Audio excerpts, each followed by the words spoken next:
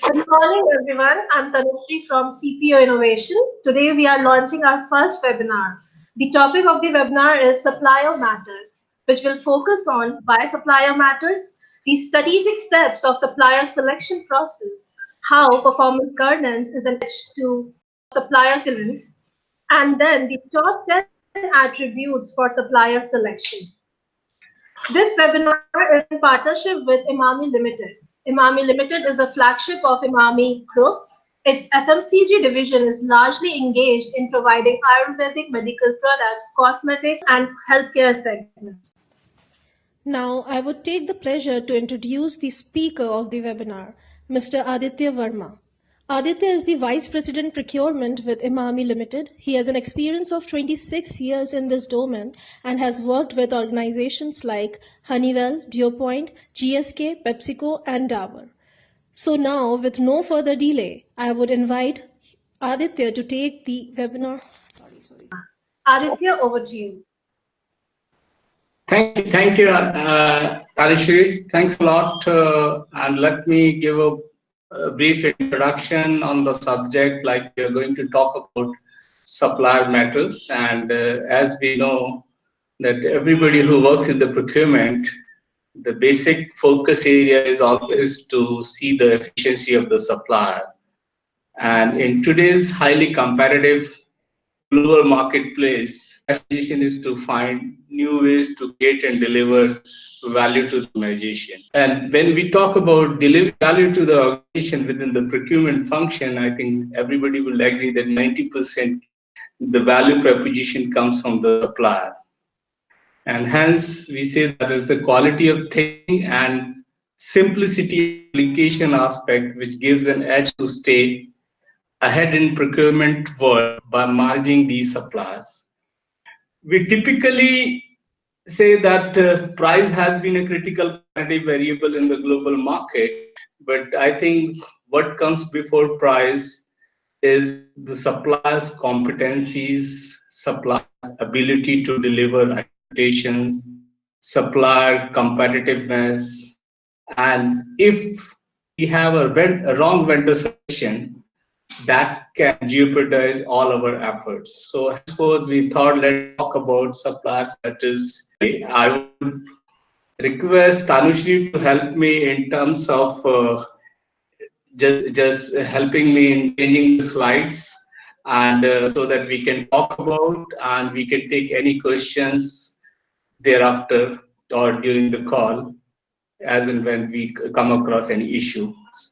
So Tanushree, over to if you can help me in just running those slides. I'm screen sharing the presentation now. Precisely, sourcing is an art and science of spending money, and largely in order to achieve objectives for the organization as well as save money in the process.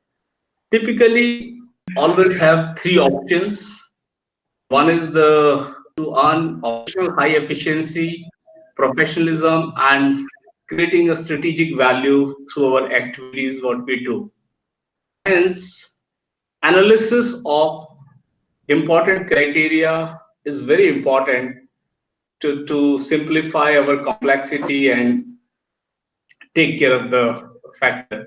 So let me say that we all within the procurement function go through various aspects of managing suppliers, and when we talk about yeah, and as you can see the slides on your screen, that as a procurement person we always get engaged into the firefighting, whether the raw material or packaging material. We always get to know it should reach so that we can fulfill our commitment, we can run our schedule on time. And while we are doing so, we get reminded that just make sure that the inventory should not exceed or it should not go off. It should be on just in time, though at a lowest possible cost, and always your vendor should be loyal so that they can give priority to your supplies, even though the payments late, but we anticipate that the loyalty of suppliers should be there. So we work in such a dynamics, even when the forecast accuracy is less than 50%, the expectation of management of the organization doesn't change towards procurement, and we expect to deliver irrespective of all these odds. There's a one common factor in each of these highlighted words, whether firefighting, on time, just in time, loyalty, etc. I think the single word as a procurement team or as a procurement professional, we can see that it is ultimately our suppliers who can help us in meeting all these expectations. And there's an interesting illustration you can see on the right side of your screen. We have tried to show supplier where the R is broken. At times, knowingly, unknowingly, as a procurement guy, we try to focus so much on a supply that we try to break the word R, which never deliver. When you do not focus on the supplier, you probably will fail to deliver any supply. So henceforth, the topic chosen today is this. It is the supplier which matters. When we care for the supplier, supplier will care for the supply. So I hope all these things we of us here in our day-to-day interaction for managing our expectation internal customer.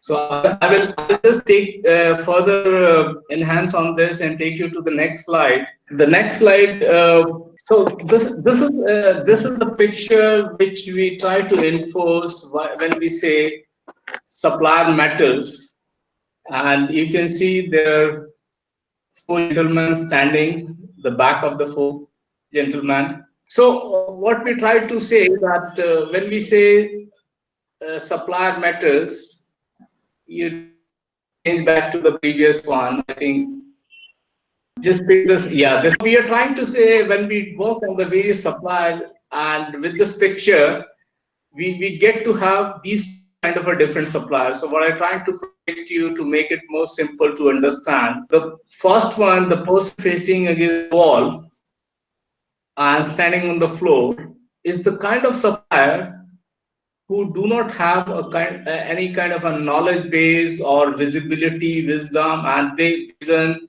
how do they want to run their business, and at times they fully depend on their customer to provide the technology, process, money, and everything to run their business. That's the supplier precisely. You even you loyalty, but it is not going to be a much appreciable sustainable equation when you have an option to choose from the supplier.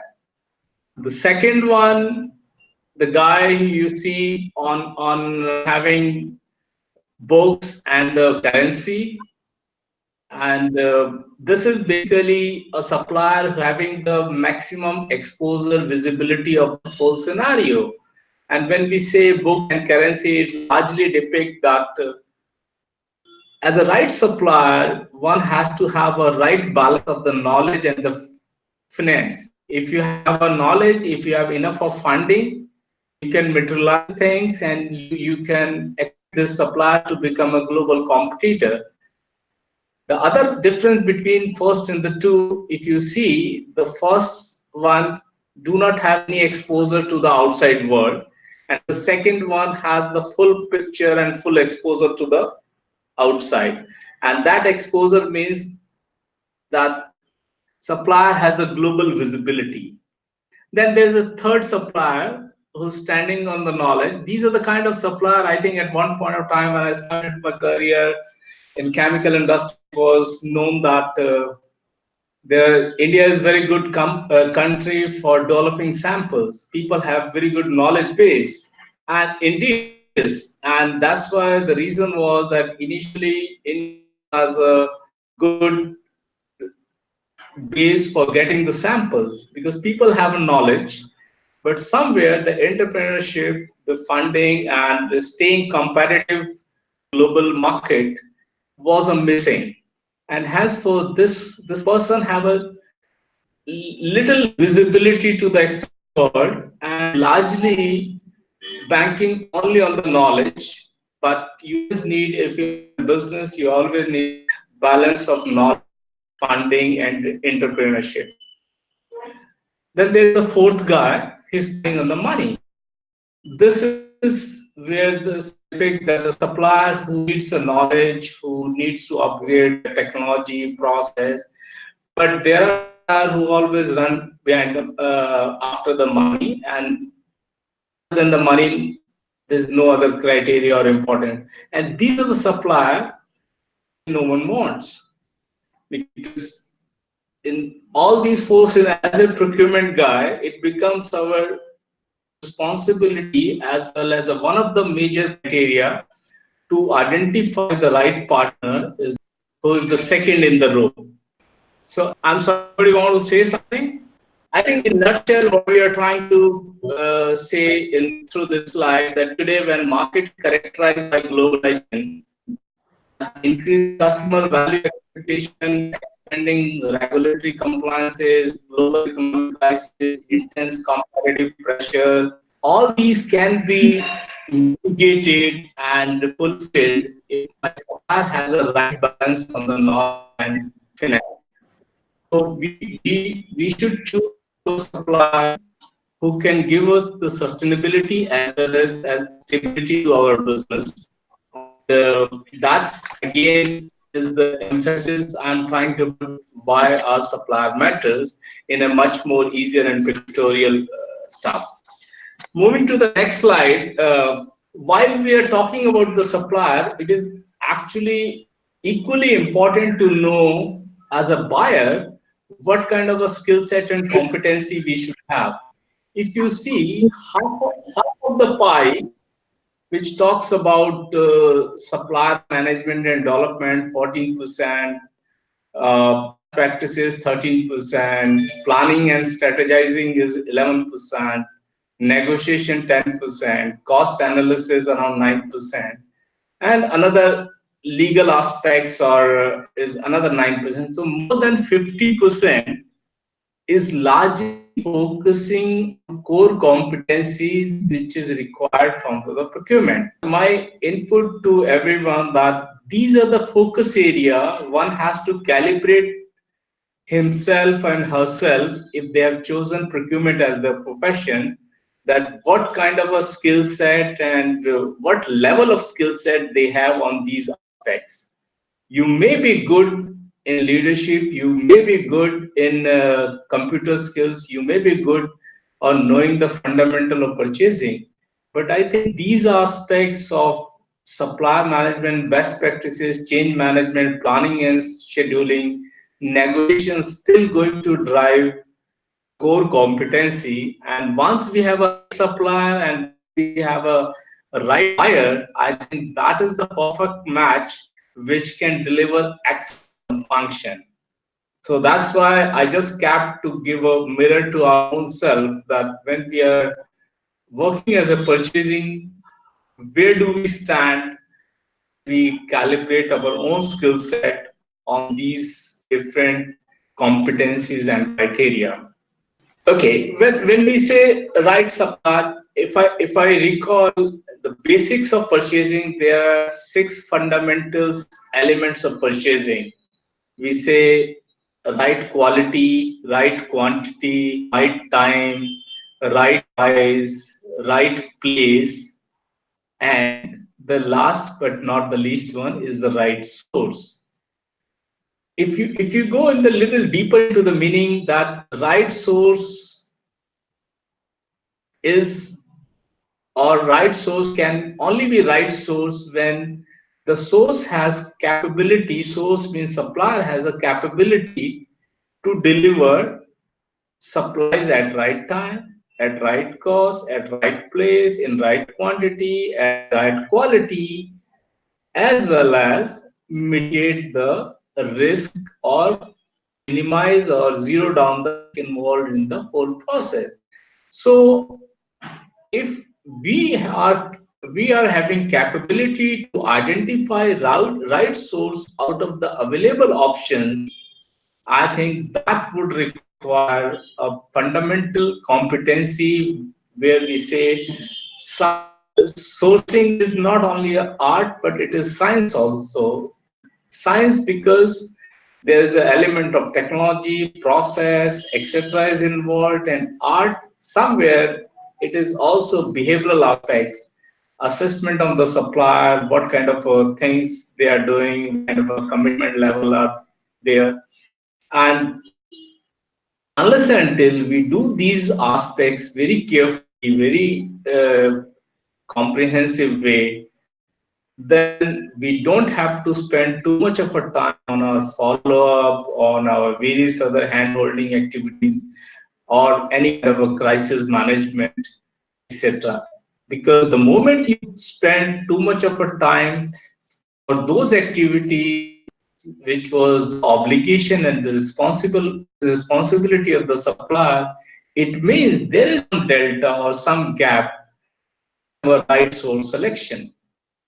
It is said that typically, like purchasing world, that a single dollar you save in a procurement adds 100% to your business profitability. You make the sales and marketing can enhance the sales of the organization by 20-30%, but gross margin is 20%. So you end up adding only 4% to the bottom line. Whereas in a purchasing world, whatever you save adds 100% to the bottom line. And that's why, so in principle, what we are saying that if you choose the right source, it will help us in improving our quality. It would help us in delivering to our customer much speeder and faster than the competition. It will overall help us in enhancing the efficiency of the function, and it will bring down the cost and risk involved in the process. So if compare this function, it is a very crucial function for any organization, and we cannot afford any kind of a non-professionalism. We cannot afford any kind of a compromise with the talent or any kind of a aspect which does not have the sustainability and the growth attached to it. So with this, I think my emphasis is that as a procurement guy, please devote 60 to 70% of the time in finding out who is the right source for us. You may have a very tempting options at time. You may have so many other things, but I think it is very important for us to have that maturity to filter rights who can give you sustainable comparative business equation. So when we talk about the supplier matters, when we talk about right source, when we talk about competencies and various other subjects we discussed in last 4-5 slides, when in a process of selecting a right source, we get into 3 key stages, and I think I have just mentioned those stages as a supplier selection. When we define the basic criteria, that what is key criteria for my organization. Some organization, like in a pharma industry, is very careful about the patent, IP, intellectual property, and various other aspects. So there they see the uh, these strategic value in the supplier when selecting a supplier. Similarly, in other industries, maybe a different criteria. Some industry focus too much on R&D technology aspects. Some industry focus too much on the cost aspects. Some industry focus on different other combinations. So it is important for us as a body to know what are the key criteria for our organization, and based on that we should map or we should filter our supplier selection options we have opted for. The step 2, which is called supplier qualification. Here the meaning is, when we identify basic criteria based on which we are going to shortlist our supplier, then the second thing comes in validating those. If I say my supplier has to have a high level of health, safety, and environmental consciousness. They should be very competitive, or they should have a uh, good R&D. Then we need to validate. We need to visit those suppliers and actually do more detailed and comprehensive assessment of their sites, working culture, process, their talent, and at times it is very uh, important that if we can apply some of the very proven tools of Six Sigma, which can ensure that my supplier qualification is 100% robust. And why I put up Six Sigma here, as you all know, the Six Sigma ensures that we have a least level of defects in whatever you do. As our subject of the today discussion is supplier matters, in a supplier qualification process, some of the Six Sigma tool we apply, I am sure that will not have regret that, oh, we skipped that aspect and henceforth we landed up in soup because we selected the wrong supplier. Maybe the second option was a better, because as I said, supply is like a spouse. I sometimes jokingly say, if you choose a right spouse, your rest of the life is very good. If you end up choosing a wrong spouse, maybe you know better what is going to happen. So just kidding, but that's exactly the implication of supplier on any organization supply performance. The third step, which ensures the supplier matter aspect, is continuous improvement, performance governance. So, like every company has a vendor rating. For 3 years interval, they cross verify and do different kind of activities just to ensure that the suppliers is continuous performing and on the path of continuous improvement.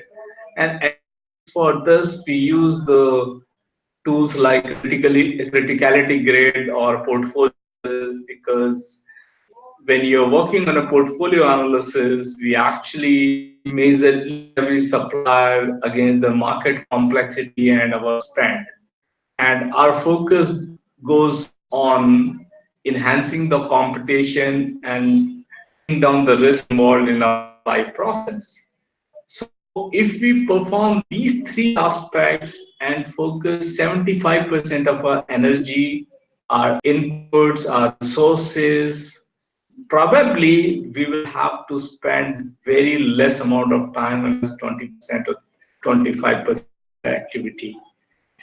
So performance governance of suppliers basically asks for these key steps: plan, do, check, act. Whatever we plan, let's deliver those, cross check if there is any improvement opportunity, and again reframe those and again act.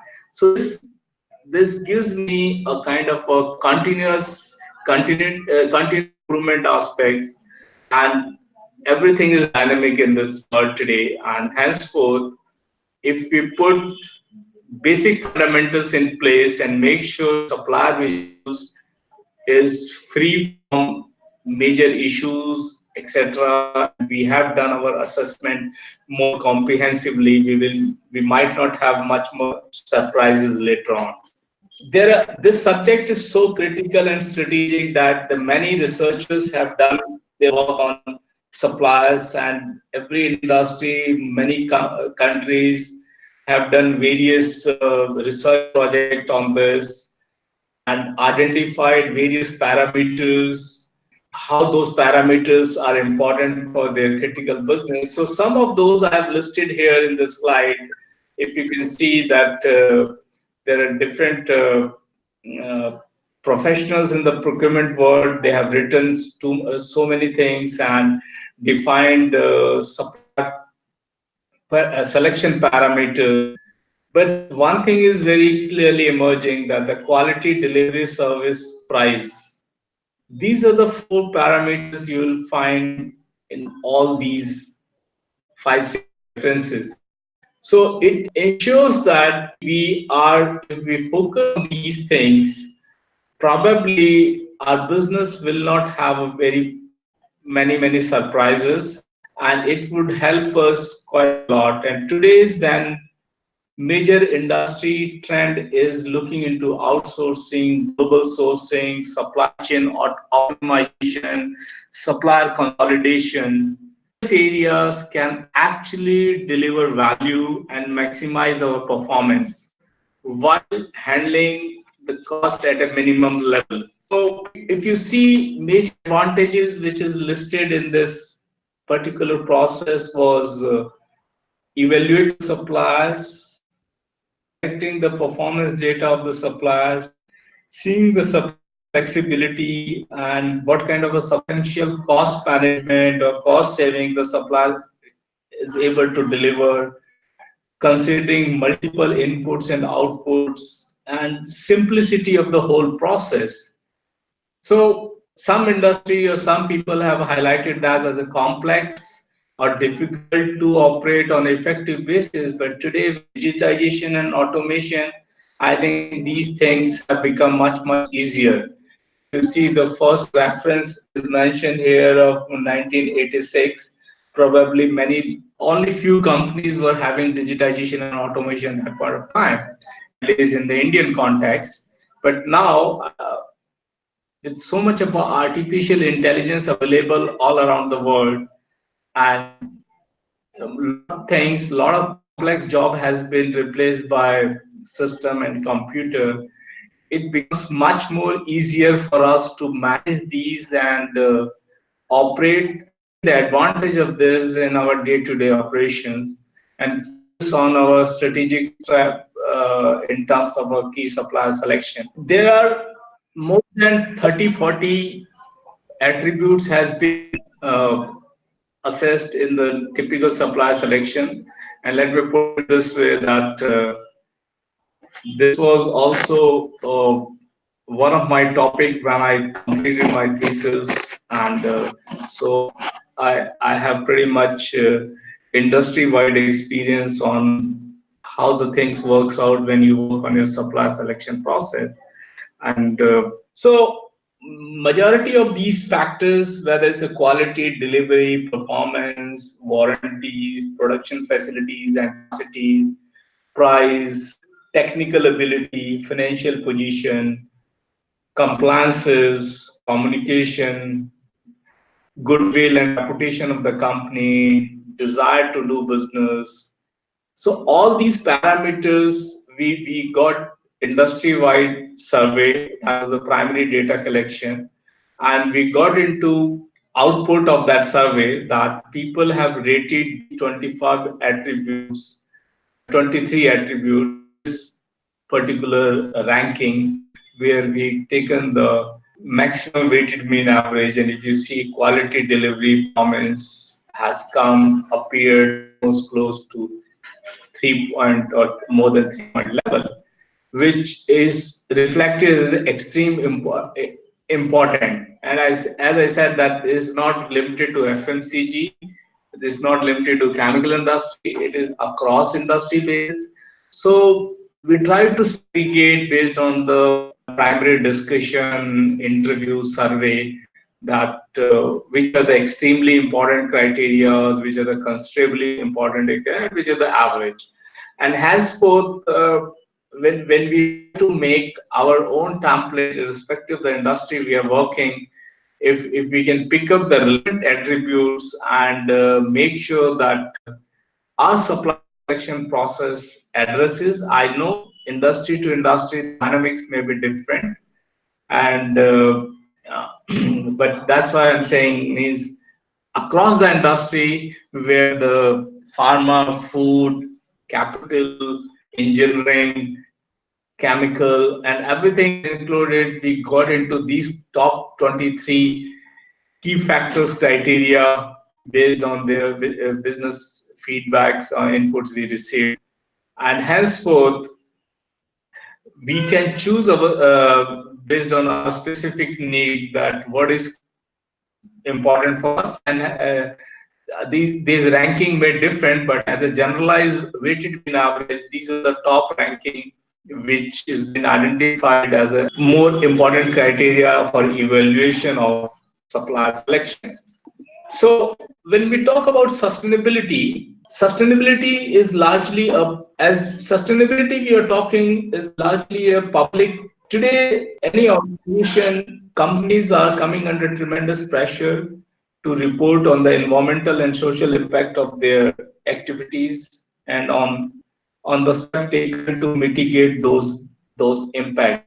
And henceforth, the sustainability aspect become much more important for any organization to ensure that when they are developing a supplier or working on grooming a supplier or handling supplier, they're able to address these sustainability aspects. The sustainability we talk about recycling, you might have seen these days a lot of notification has come in terms of use of minimum 50 micron of polyethylene so that it doesn't spoil our environment. There's so many different other regulations are there in the marine industry. You cannot dispose your effluent into the river and sea and spoil the environment, which you cannot bring back. And same way, I think since I'm coming from a chemical industry, we had during my tenure with the Honeywell, we launched an refrigerant, and typically that refrigerant goes for air conditioning in automotives. And the current refrigerant what we use in our cars takes the discharge or the gases it generates. It takes around 22 years to for the self-destruction from the environment, and henceforth you see global warming or ozone layer depleting. The new technology, the new refrigerant, which is called 1234Y, that has the self-destruction of these gases are reduced from 22 years to 20 seconds. And that's actually the sustainability, and that's actually the social responsibility of the organization, that you cannot create a mother nature. You do not have any right to destroy or spoil the mother nature. And that's exactly every business has to look into their way of operation.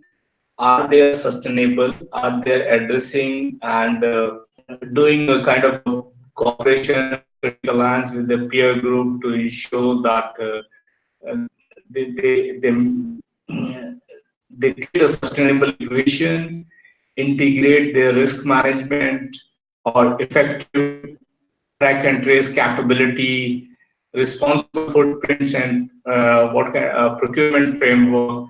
And as a procurement, why it is important for us, while our organization would be taking care of this, but we are the ambassador to ensure that these cultures are prevailing with the supplier whom we induct and who we shortlist. And when I say supplier matters, again, sustainability has a huge role to play in this title of supplier matters. At times, that supplier might seem little expensive, sustainability would be very, very guaranteed. And if we can recall the Beijing Olympics time when almost more than 20,000 chemical producers were asked to shut down within 24 hours. So this was the kind of discussion PwC supply chain sustainability aspect in 2000 based on the 2013 survey, and this is still relevant for our business largely when we are using chemicals or anywhere affecting our environment, which is going to be affecting our overall socio-economic aspects. So as a procurement guy, we have to make sure that the supplier we bring on board has the understanding towards the sustainability, and they understand the importance of it. Yeah, we are talking about the next slide, cause and effect of various aspect which goes when when we try to develop a supplier in various countries, especially in a global sourcing scenario when the world has been squeezed. Now everybody is looking for a best cost supplier, irrespective of the location of the suppliers. It becomes very important for a buyer to ensure that when they are selecting a company or a supplier, they know very well the political issues or efficiencies of business efficiency of a supplier, safety and security aspect, delivery reliability, quality, government regulations, and cultural differences, custom trade regulation, tariff, maturity of the supplier, and transportation and logistics. I recall a scenario when I used to work for DuPont, and we had a one sole source supplier in Israel. And believe me, it was a nightmare. We used to work on more than 1 year inventory because you never know when that country is on war and you don't have supplies available. And the molecule was such a complex that it took a couple of years for others to make a substitute.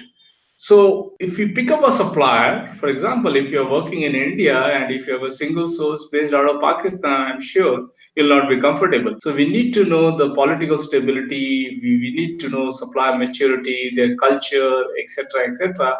And henceforth, when we say supplier matters, we have to do this cause and effect diagram for supplier on various attributes which may affect the supply performance very, very carefully. So the next one we are talking about performance, procurement performance governance.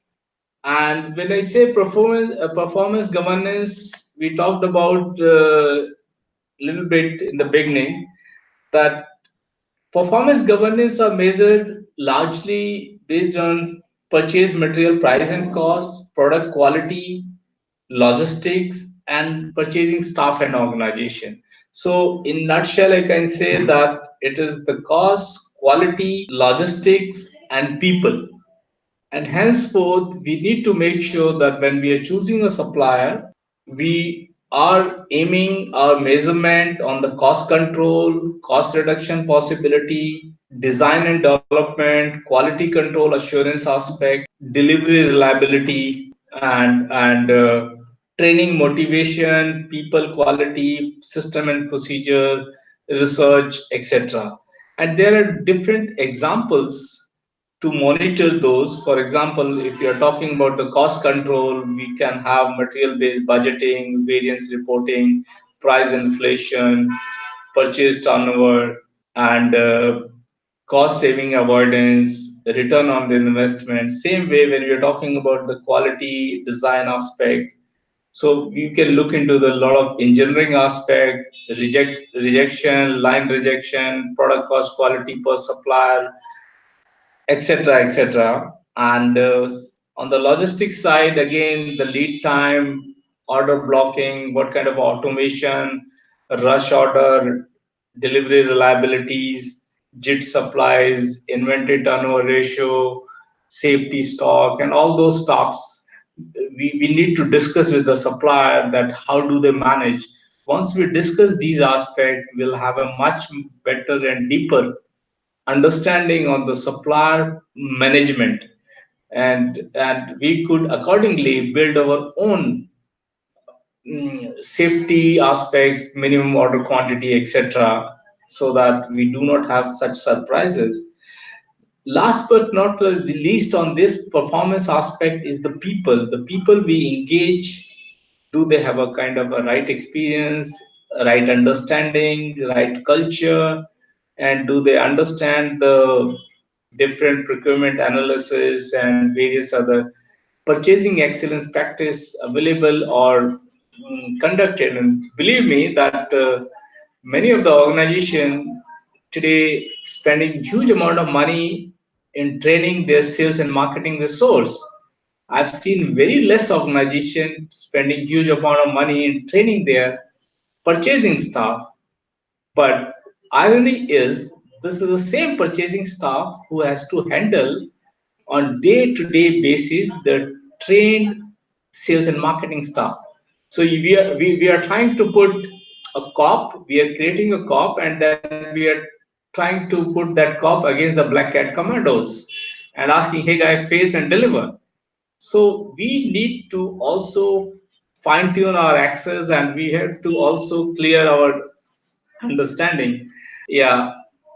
This the next Yes. slide is the criticality grid, which we talked about. On the x-axis, we talk about the supply market uh, complexity, and on the y-axis, we're talking about the importance of the need, which defines our commodity is in what segments, and precisely based on the commodity segment we define our purchasing strategy. So some of the strategy I've tried to put here as a particular segment. So this purely depends on the market dynamics, and this is the typical stuff you can find anywhere on the Google or any academic book on the purchasing. So I might not need to spend too much of time on the portfolio management, which is profile of respondent. Yeah. So most of the talk I did so far was largely based on the survey we conducted with the 60 companies across the industry, right from companies from $2 billion to companies which are more than $100 million.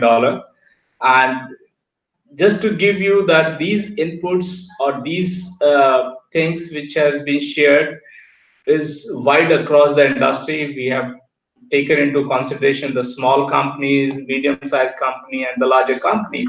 And based on their inputs, we prepared this risk assessment tool for supplier qualification. In this slide, we have tried to capture a basic aspect which goes in the supplier selection process. That's the company goodwill, people and organization, delivery and logistics, supplier quality management,